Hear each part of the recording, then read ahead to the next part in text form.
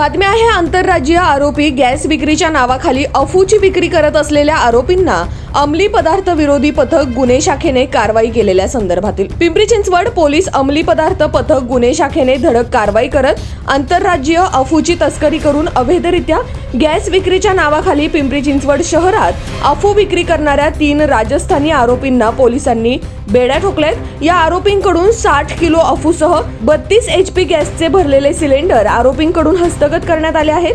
हे आरोपी घरगुती गॅस सिलेंडर मधून व्यावसायिक गॅस सिलेंडर मध्ये गॅस रिफिलिंग करत असल्याचे तपासात उघड झाले। गॅस रिफिलिंगच्या नावाखाली हे आरोपी अफूची तस्करी करत असल्याचं तपासात उघड झाले। हे सर्व आरोपी अविनाश पानसरे यांच्या गोडाऊन मध्ये अफूच्या चुराची साठवणूक करून विक्री करत असल्याचे पोलिसांना बातमी मिळाली होती। त्याच अनुषंगाने पोलिसांनी तपास करत 3 आरोपींना ताब्यात घेतलंय। यापुढील तपास अंमली पदार्थ विरोधी पथक गुन्हे शाखा यांच्याकडून सुरू आहे। आयुक्तालयाचे आमचे पोलीस आयुक्त श्री विनय कुमार चौबे सर यांचं कायमच मार्गदर्शन राहिलेलं आहे की नार्कोटिक्स आणि या सगळ्या विरोधात सक्षम कारवाई करायची आहे।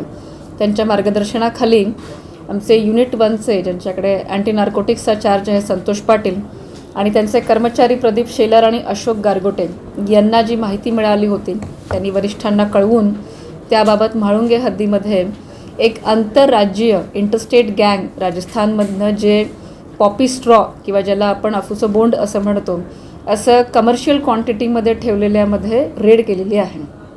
58 किलोचे पॉपी स्ट्रॉ आमच्या टीमनी जप्त केलेला आहे, ज्यामध्ये जो जवळजवळ 9.25 लाखाचा मुद्देमाल आहे। त्याच्यामध्ये 3 आरोपी अरेस्ट आहे, ते जागा मालक जो कोण आहे तो अरेस्ट आहे आणि अजून एका आरोपीचा शोध चालू आहे। या कारवाईमध्ये टोटल साधारणतः 16.5 लाखाचा मुद्देमाल जप्त झालेला आहे वाहन।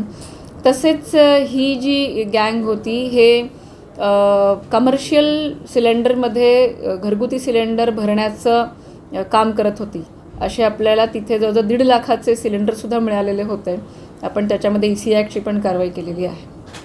जोधपूर राजस्थानमधनं माल इकडे आणत होते, इकडे येऊन ते प्रोसेस किंवा त्याला पावडर स्वरूपामध्ये करून मग या बाजूला त्यांचे जे काही ग्राहक असतील त्यांना ते विकले जात होते।